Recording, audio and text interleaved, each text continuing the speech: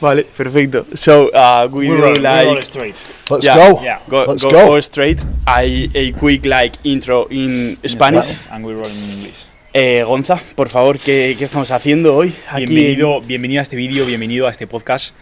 Vamos a ser breves con la introducción porque hoy tenemos un invitado muy especial que es KUBA. Estamos en su casa, entonces vamos ahora a empezar con la conversación, algo que nos hace especial ilusión. Ya has podido ver el día completo en el canal, que si no lo has visto te lo dejamos por aquí. Y con esto vamos a por ello. Mr. KUBA CIELEN, thank you so much. It means, we told you right before starting, just like when we came here, it means so much for us.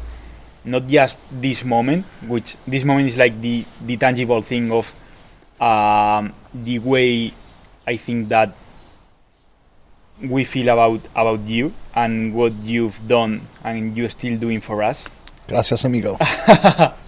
But yeah, I want to start just saying a massive thank you for, first of all, being how you are and being such a mirror for ourselves to keep growing, to keep evolving, to keep doing our best, and also with that being how you are with us. That's what it's all about, man. That's what it's all about. Yeah.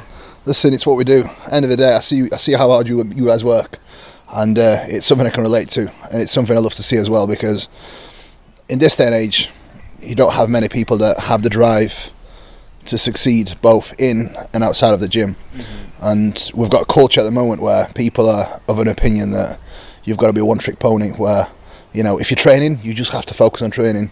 You can't focus on business, you can't focus on coaching and clients. But in reality, training window is a very small window of our time, right?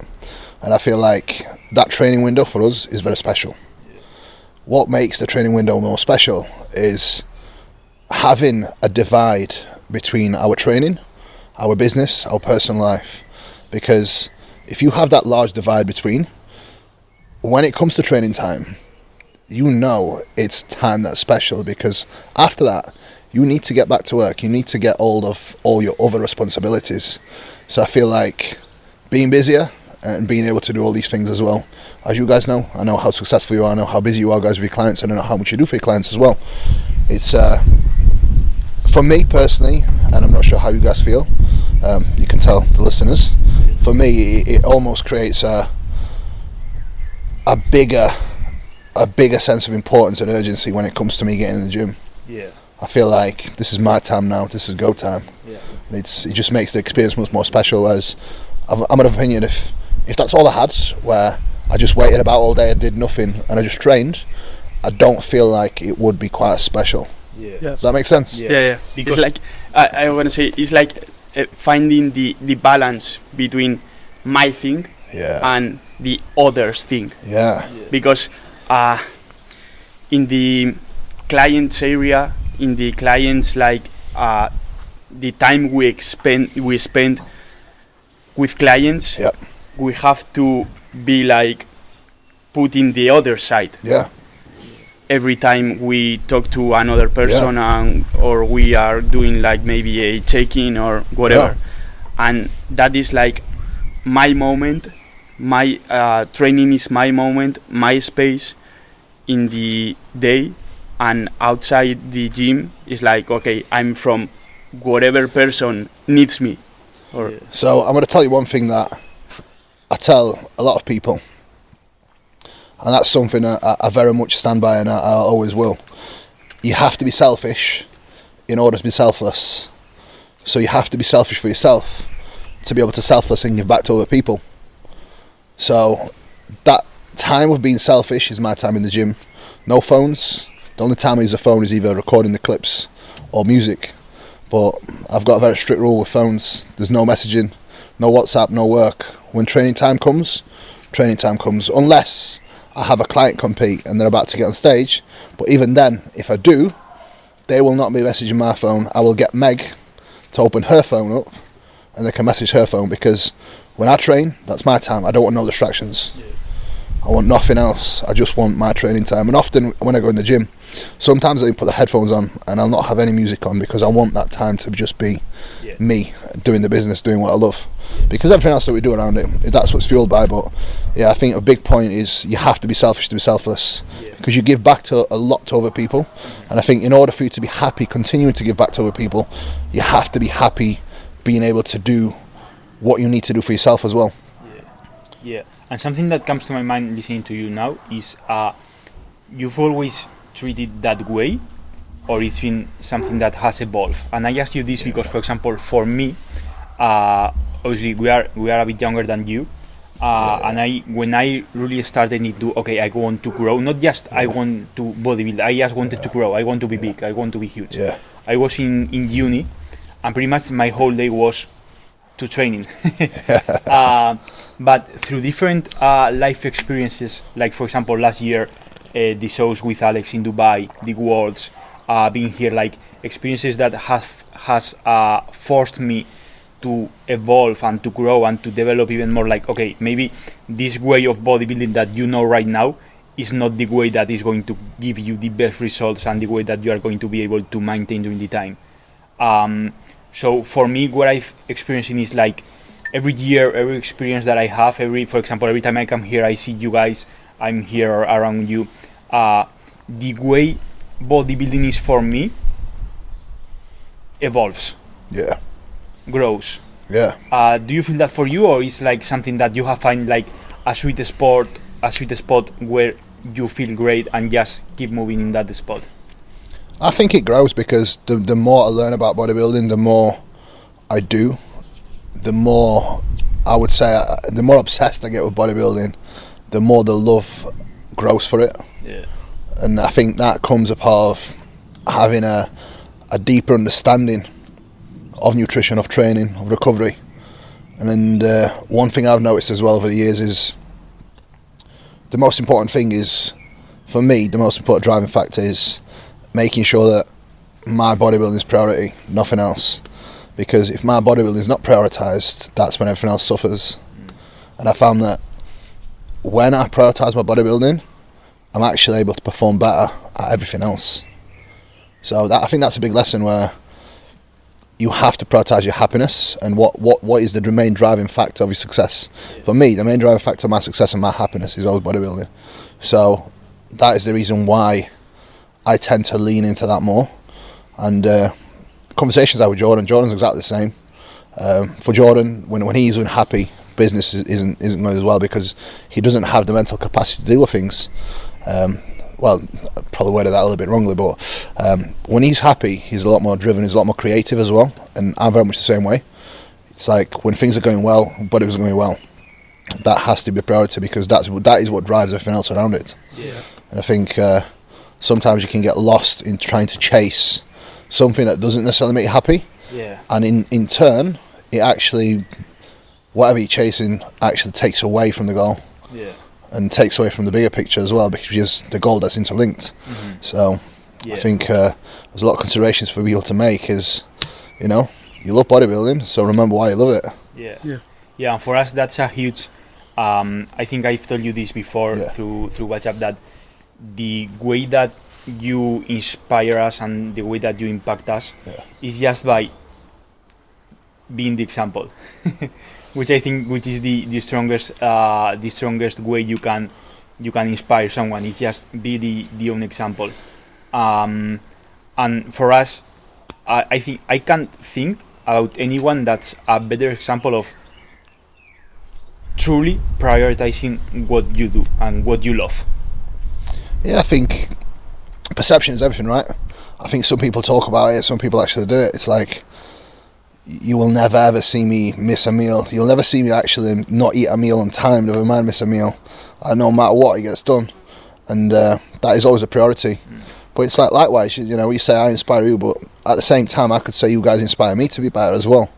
So it works hand in hand, because you guys might look at me and say, like, look, he's walking the walk, he's doing what he needs to be doing. But people like yourself almost push me to even work harder and challenge himself even more, because no matter what we think, we can always do better. I think there's always a realization that you can always work harder, you can always do better across anything that you do. And I think the same applies with training, the same applies with all the variables that we have in control as well. And I'm not perfect by any means. We know that. I know that as well.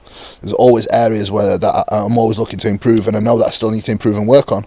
But again, it's work in progress. Yeah. It's development, right? Yeah. Every year we can kind of look back and we can notice the things that are holding us back, and the things that we could have done better. We'll learn from them, apply it, and get better. Yeah. I think this is why I've always been able to make a good amount of progress every year. Is because I'm very open-minded to these things, and I can analyse things pretty well. And more importantly, I can be very honest with myself as well. I'll be like, right, this is the thing that needs addressing, and you know. Yeah. Yeah. That's something I would like to emphasize about you, is that yes, you are very good at some areas, but in those areas you are also super mind open and like ready to learn something new. Always. Yeah. Always, because that, for me, I think that's why you are good. yeah, right. The problem is these days it's like you've got so many people in all these different camps, right? Yeah. It's like you have to do this, you have to do that. It's like you don't have to do anything. Like if I look at something and I really think it makes sense, or I look at something and I think that it might actually see an improvement in what I do, I will of course do that. I'm not one of the people that is just stuck in one way, because I think that is one way to just rob yourself from progress. If you're just stuck in that one idea, it's like, how are you ever going to learn? You have to explore new things, and sometimes you can explore something new and you might realise it might not work. Yeah. You know, so that's the question you have to ask yourself. I mean, unless you actually try it, you never actually know if it's going to be beneficial. You never actually know if it's going to work. But until you do try it, you never know. So you have to explore these things. But at the same time, we have to realise is, don't just try things for sake of trying things. I never do that either. Whenever I try something, it's always a calculated decision. Yeah. It's not just a decision for novelty. I think a lot of people find themselves trying something new just out of novelty, or just because they might be bored of something. But it's like, I'm never bored of making progress, and the fact of the matter is it's hard, right? Yeah. So I think some people almost get disheartened from not seeing enough progress, but reality is you're not going to see progress in front of your eyes. You have to be patient, and you have to be committed towards that goal. So whenever you do make these decisions to try something new, make sure it's a calculated decision. Make sure it's not just a decision that's made out of emotions. And the biggest thing and the best attribute that I had is being able to control my emotions and making sure that I'm not making emotional decisions. I think that has to be a huge factor, because making emotional decisions is what leads to mistakes. And that's something I'm still working on massively, because having the ability to completely control emotions, I think, is extremely hard. And I don't think many people can actually do that. But learning how to do it, learning how to control it, will allow you to make better decisions across anything that you do. So I think that's a big thing that I definitely am still working on. I'm definitely much better at it now over the years, because back in the day when I was like 21, you know, it was just emotional decisions, and I was making stupid mistakes across everything that I did. But now I definitely have the ability to kind of look from outside in a little bit more, and having great people around me that I can speak to as well, that prevent me making emotional decisions as well. So that's a big one. I would love to talk with you about the first impressions that you had about us, because I remember like super clear the first time I saw you, and I tell you like quickly the story how it was, because we've never talked this before. Not between us, but yes, to the audience. It was the first time that we came here to Rotterdam, almost like a bit more than a year ago, super like childish, with that like, okay, let's go to something to new. The UF.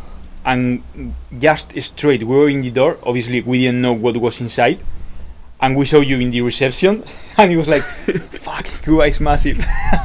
And then like entering, just do cardio, like take a quick look, and go out.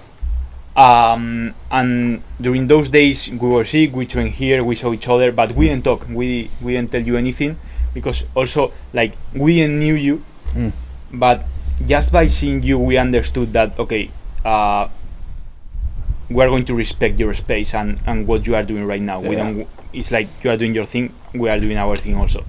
And it got to the point where one day, I didn't know how it was, but we start. Yeah, I remember how it was. I was doing a squat set, and you were training with Mark and Luke. Yeah. And you spotted me. Yeah. And after that, like some days after that, we talked, and you told us to have a session with you. Yeah. So that for us was a huge like, okay, we were just like two kids coming here, and like the boss from here is spotting me in the squad, is telling us to train together. Okay, like crazy. This is why we do this. So how, I guess like the question and what makes us curious is what how was your first impression? What you see in us? What did you think if in those moments? Hard work and passion, to be honest, and that's what I love. You know, this is why I started bodybuilding. It's the love of training. It's like I started training when I was a kid, before Instagram, before all the social media, and we all trained because we loved it. And we all, you know, there was not a single camera in the gym ever, but we all trained super hard, like, you know, like our life depended on it, and that's exactly what he was doing, right? So when I saw that, I thought, like, that's cool, you know, I love to see it, so let's get some sessions in, not a problem. But there's not that many people that actually train like this. That's the thing.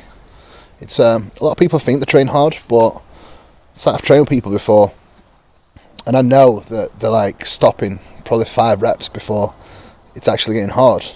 So, you know, for me, the first impression is definitely a hard-working, passionate team, right? Both of you. So I thought, right, we need to make it happen. Let's get some sessions in, and that's what I love.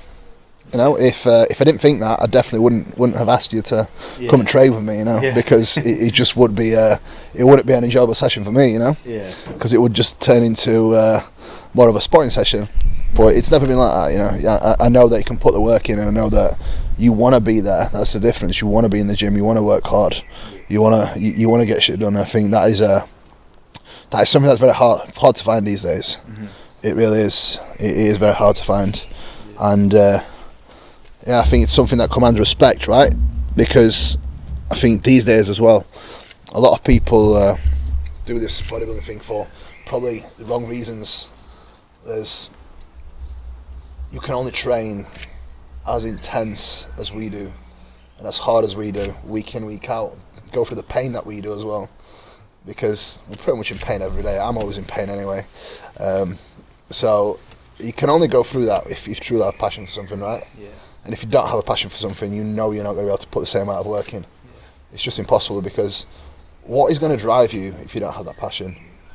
Nothing. Like, you just can't. Don't get me wrong, you will be able to work to a point, but if you're not passionate about something, you're not going to be able to work to that level. Mm-hmm. Yeah. And also for me, for example, that was a huge being here the second time I came here, that we trained together for 4 weeks. It was when you were like before the Arnolds. Because it's very different of training, for example, together one session, which is like, okay, this is one session, than experiencing in myself that no, like this is all the time. Oh yeah. Like this is not a thing for a YouTube video, for a reel, or for one session that we train together. It's like, this is how we train. Yeah, every session, every day, every set. Yeah. There's not a single day that we go in and just train. Yeah. I wouldn't like to train like that. That's just not, I don't think that's the way I am.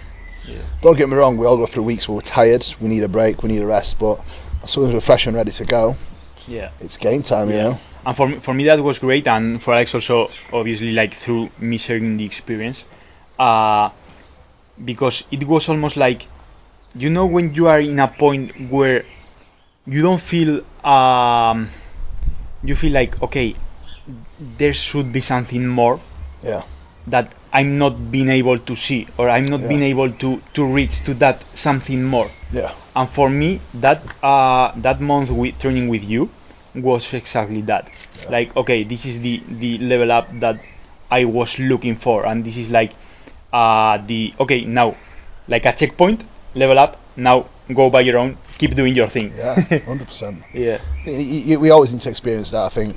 I was very lucky to experience this when I was really young. I was 16, and I train with Tony Megson, who's some of the guys listeners will probably know who they are.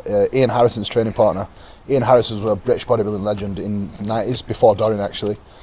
He was huge, one of the best juniors ever. He was immense, and he was really strong, trained really hard as well. And I got the pleasure of training with his training partner for years.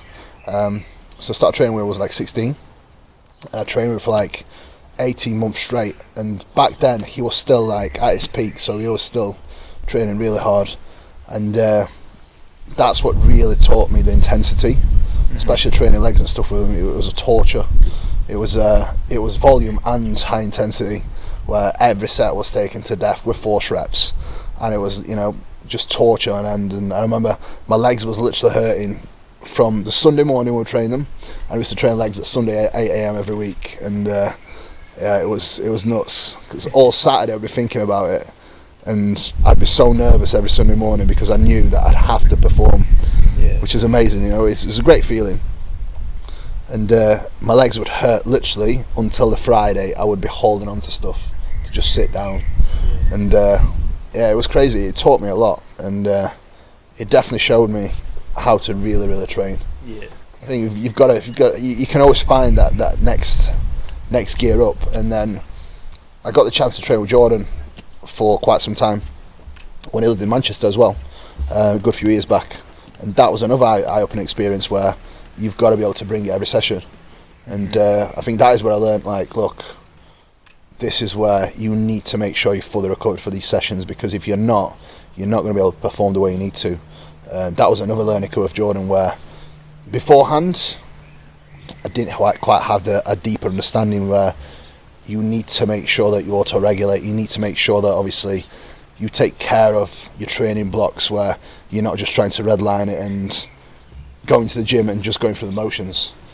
If you feel like that and you're that tired, you just need to rest, reset, and then go again, because the sessions Jordan again was brutal, you know.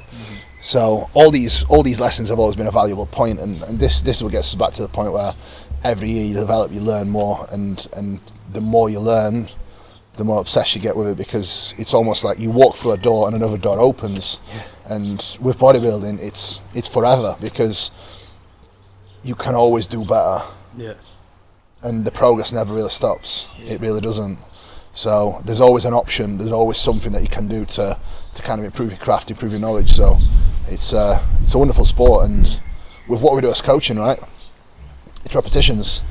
We constantly go over the information, we constantly go over the data as well.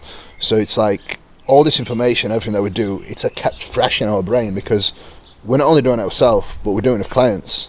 So sometimes things that we potentially may have forgotten, we don't actually forget, because we're going through the process with clients as well. So we see things clearly. So I think being able to learn these patterns, it's a great thing. You know, it really like is. Experience in yourself. What we are trying to coach others. That's like double the effect. 100%. This is what I tell you. It's like, some people have opinions of just being a one-trick pony, but it's like, if you're just a coach, you're not going to be as great of a coach as you could be if you actually understand what it's like to go through the process over and over again. And vice versa. If you're just an athlete and you're just getting told what to do, you don't have a deeper understanding of what you need to do in certain situations, certain occasions. So to get the best of both worlds, you need to do both. Because then that way, not only mentally kept fresh, but you know exactly what decision you need to make. And if you have a coach as well, which I always have a coach in one way or another, I always do. Like, I've always been back working with Jordan, obviously, and it's like, it's not like an official coaching relationship, but I still send him pictures, and I still tell Jordan, look, this is what I want to do. It's like form clips assessment. Although I know with my training at a certain level, I'll still send some of my videos to Nick for assessment. Do I need to do that? I probably don't, but I want to do that. Because for me, I think every athlete and every coach who wants to be a great coach, who wants to be better, you can always benefit from having someone there to keep you grounded, for one, and for two, to keep you moving forward, right? So yeah, it's a double whammy. When you think about it and you look at it from that perspective, a lot of doors open again. And it's great, because that's something that I've been experiencing these last 3 to 4 weeks. Yeah. That is our first year helping people to compete this year. Obviously, Alex last year won the world title. It's my first show. So I'm almost feeling that experience of, okay, my own process is helping the process of the people that we are helping, but at the same time, like, their own process, like just listening to an audio or feedback or something, helps me to my day-to-day, and it's like a super beautiful synergy that works together and makes everyone, is almost like everything that's around you, and that's something also that is great for me, which is like, if you grow, we grow. If we grow, you grow. And we can grow together. It's not like a battle between who grows more. It's like, okay, no. Let's grow together, and let's almost like, I don't know if this does make sense in English, like, let's eat from each other to keep growing and to keep evolving. Yeah, 100%. It's, you know, we can all get something from out of each other, and it's like a lot of people have a bit of a wrong mentality where they're very insecure in their own ability, and I think they're very insecure in their own self. Therefore, they're not willing to help other people. They're not willing to listen to other people. Whereas I think if you're confident in your own ability, you will always want to share with others, because there's enough bread for us to all eat on the table, right? Yeah. Like when you look at the world, right, especially the coaching and stuff, it's like we have an opportunity to coach endless people if we really want to. So it's not like someone's going to take business away from another, because even if that happens, where people leave and whatever, there's always other people they can coach, right? But again, it won't really get to you if you have confidence in your own ability. So you have to understand that. But I think that's what it's all about, man. Yeah. I think everyone and anyone can benefit from supporting each other, for sure. Yeah. Because in the case of the audience, maybe most part they are not coaches, but they do have like responsibilities. They do have like professional. But this applies in every avenue of life, though. It doesn't just apply in coaching, right? It can apply in any job. I think there's a lot of people that are insecure in their own jobs, where if they worked with the people that they work with, they could both grow and develop. But unfortunately, people have the mentality that if they help someone else, that other person might do better. And that's just a wrong mindset and a jealous mindset to have. And I think having a jealous mindset is incredibly harmful, because you should never feel jealous from other people that do better than you. You should be inspired by what they do and how they do it. And that's exactly how I feel by people I have around me, because people around me are far more successful than me, and I don't feel jealous. I'm really happy for them. But how I feel about it is I'm inspired to do better. It drives me to do better. Yeah. And I think having that sort of mindset really helps, because I feel great about others doing well. It doesn't bring me down, it brings me up. And I feel like there's a lot of people in this world, and this applies for coaching as well, this applies for any other business, anyone that's self-employed, or anyone that is even employed working in a corporation. You know, I think there's way too much jealousy where people just want, in fact, people, instead of supporting each other, instead of trying to bring each other up, they'll try and get one up on each other. So, you know, they'll try and do something to bring someone down in order to elevate themselves. And when they do that, in essence, nobody wins, nobody gets elevated. Both people start coming down. So have you ever, Cuba, like feel in your life, feel in that place of being jealous of someone? I wouldn't say it's that. I think it was from a place of me having the wrong mindset, and it was in a place of me not having enough confidence in my own ability. I think that's what it came down to ultimately. Okay. I think it was more so me being a little bit more immature. I've been in places like that before. I think in my early days, like 100%, where it's almost like envy. But when I felt that way, 1, it didn't contribute to any of my success. 2, it made me feel worse. And again, it made me make poor decisions. So I think your perception is everything. I think anyone can change their outlook on life, and anyone can change their mindset a little bit. And again, if someone is feeling that way, you know, it's not the end of the world, because if you recognize that you are feeling that way, I think that has to be the first step, is actually recognition that, look, you're feeling that way, but it's actually wrong. You need to feel, and again, it's not as easy as saying you need to feel that way, but when you think about the bigger picture, it's like, what benefit is you feeling that way going to have on you and your own performance? If anything, it's going to take away from your performance. It's going to make you feel down. It's going to make you feel shit. How is that going to contribute? Now, if you look at it from a perspective where you look at the person and look at what they're doing, if you know and you have the confidence that you can probably do the same, if not better, that should already bring you up, because you know in the back of your mind that you might not be as successful as that person, and that's fine, right? But you know if you work hard enough and you apply yourself, you will be there. So I think, personally for me, it was more of a case of, right, I need to work fucking harder. That was the realization for me. So rather than feeling sorry for yourself, pull your fucking head out of your ass and really start working. And I think when I've had that moment, I think that's what's kind of changed my perception on things a lot, 100%. Yeah, and I think that's like the main decision that you need to make, in the sense that, okay, this this person has done this. Yeah. I also can do something great. Yeah, if not better, if not better, but you can decide whether use that as an inspiration for you to grow and to do better. Yeah. Or you can. No. I've got it, guys. It's alright. Problems. Buah, se estaba cayendo de ahí. It's okay. No pasa nada, lo vamos a poner. Yeah.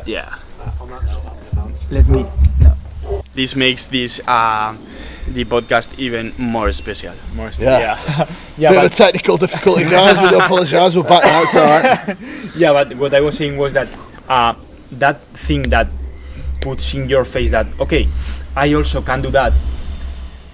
For some people, puts in the face that I can do that and I'm not doing it. And I don't have like the balls to do it, so that's why I hate you, or I don't like you, because you are putting in my face that you are doing that I can do it and I'm not doing it. See, I totally get that, but I can't relate to these people. Yeah, I just can't relate to it, because like I said, I've had moments where I had the realization that I need to work harder, and that feeling straight away turns into inspiration, because again, I'm inspired to work harder. Mm-hmm. So I think a lot of lazy people have that trait where they'll see other people doing well and they'll make up 1,000 excuses as to why other people are doing well and they are not doing well. And that's just a weak mindset.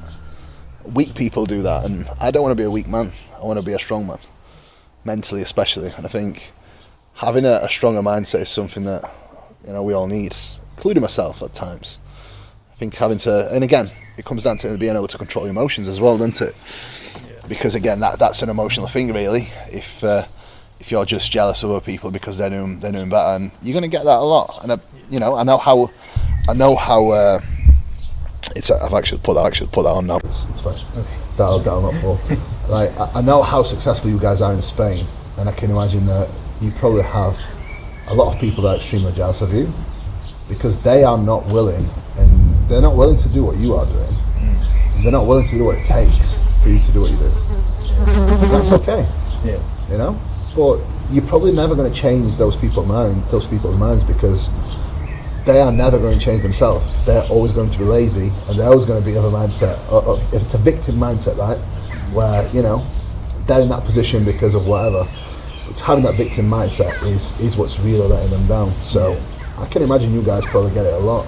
Yeah. Because of how successful you are, how well you've both done. Yeah, I think that the main thing is that there is a lot of things that goes into everything that people don't see. Yeah. And that is like, it's okay to be that way.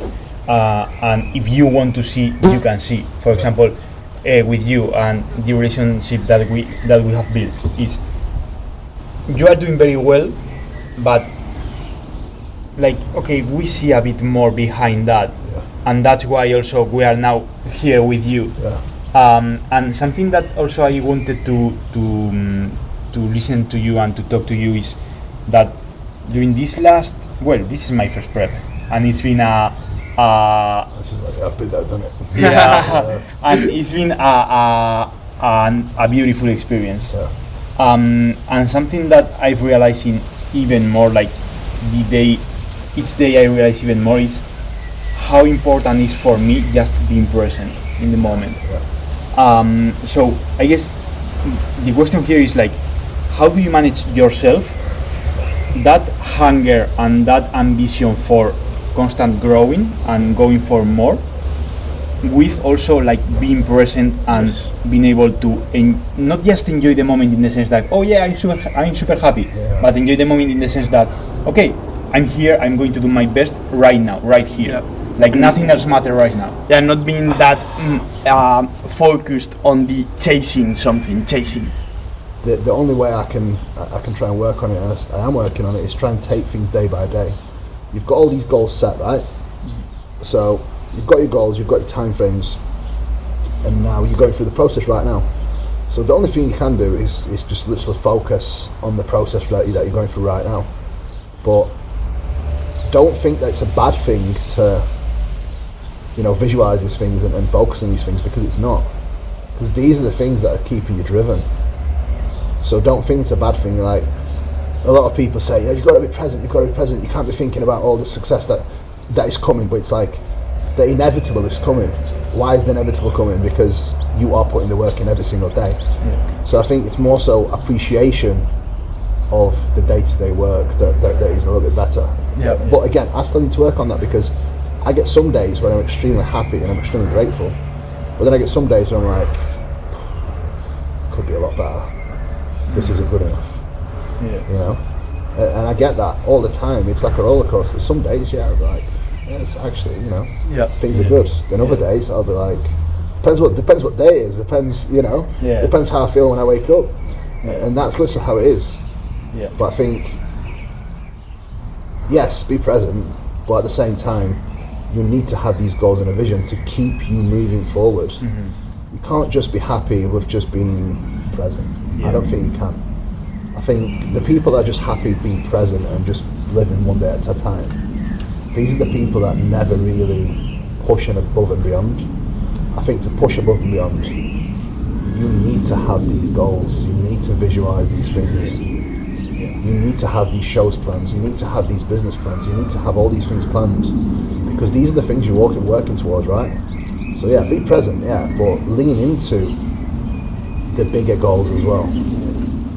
This is why I love the timelines I always have, because it's like each timeline's got a set point and a goal. I'm always working towards something. I'm not just happy being present, just doing the do. It's never the case. I'm always chasing a goal. That's what it's about to me. I think, again, yeah, I could be better at being a bit more present with day to day, but it's like saying, what is being present? Yeah. Is it just being appreciative of your day to day? Like, what is it? Yeah. Yeah.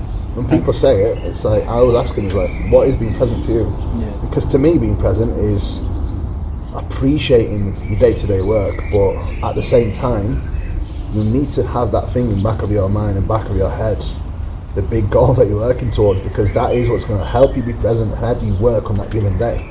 Because if you're just happy being present, how are you going to work that hard? If you're not thinking about that shit? Yeah. I think that for me, like the biggest tangible thing of being present is, for example, on the last rep of a hack squat. Yeah.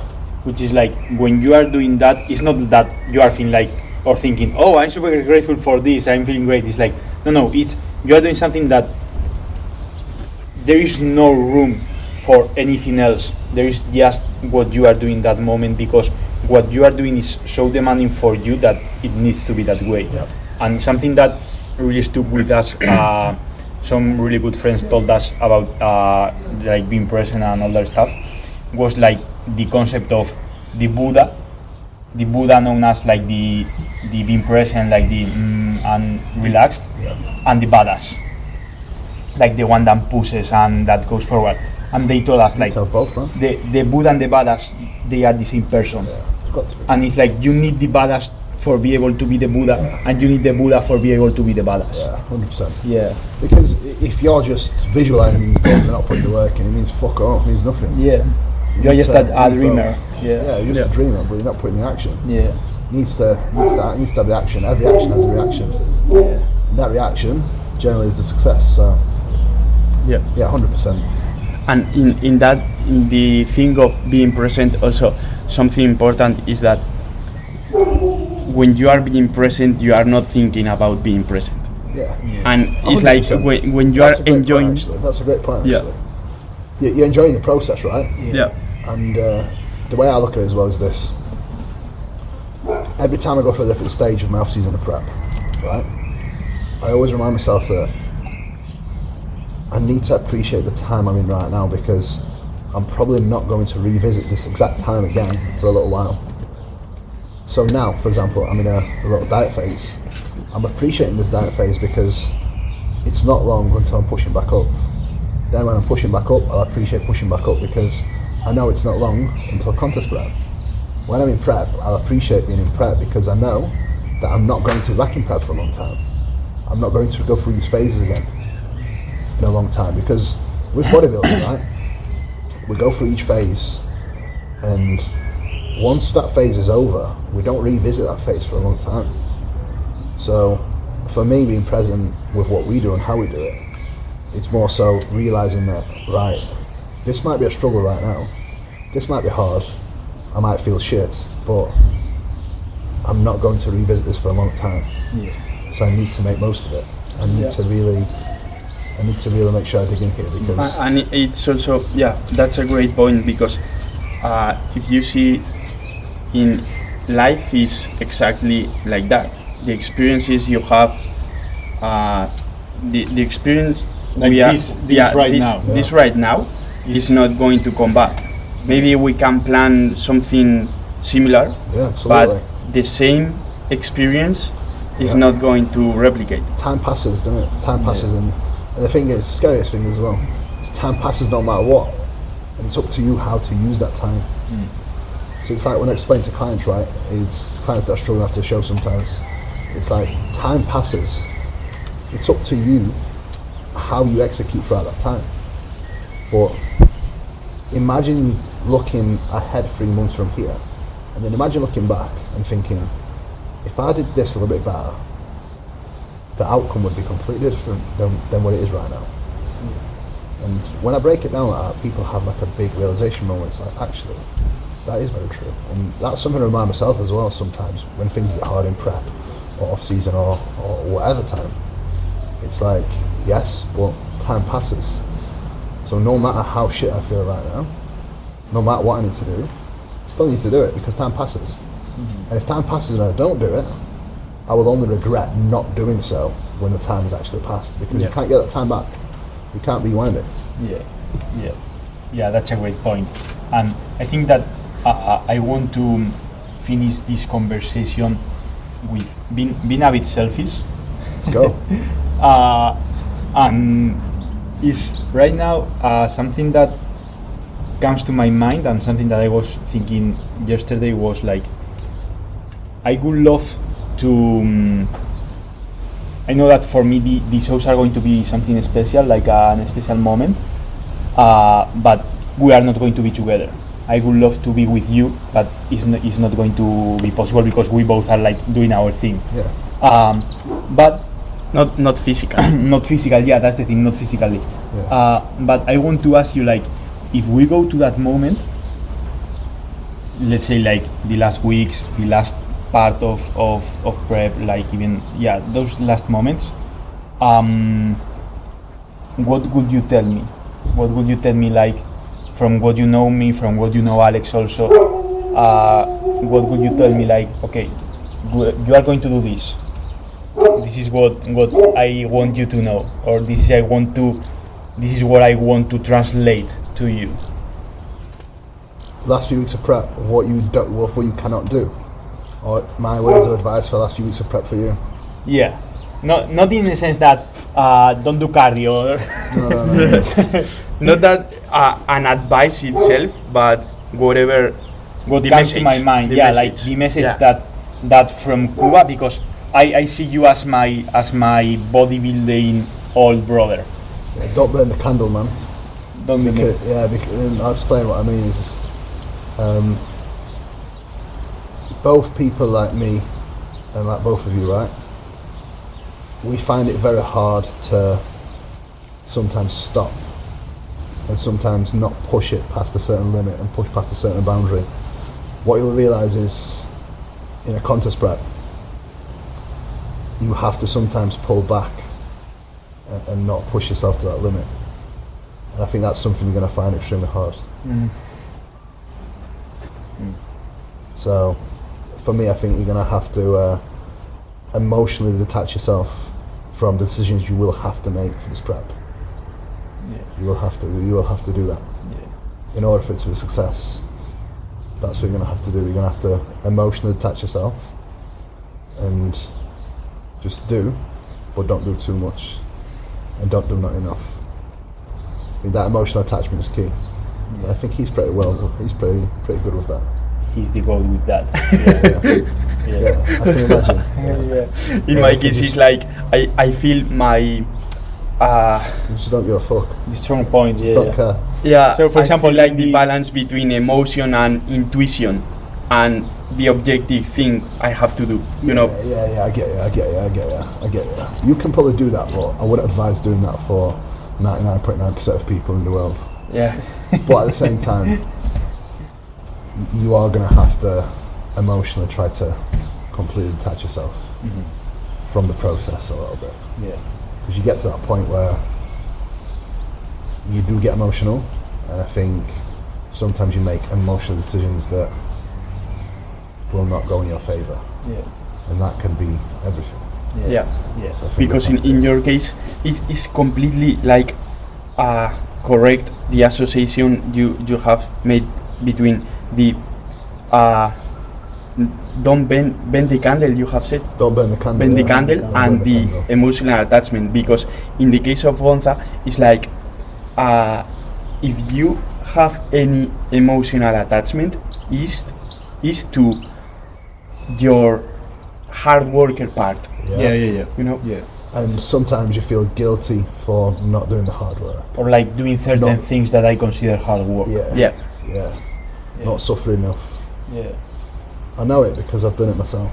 For example, I told you like last Friday having that sushi meal was a whole afternoon in conversation with Alex.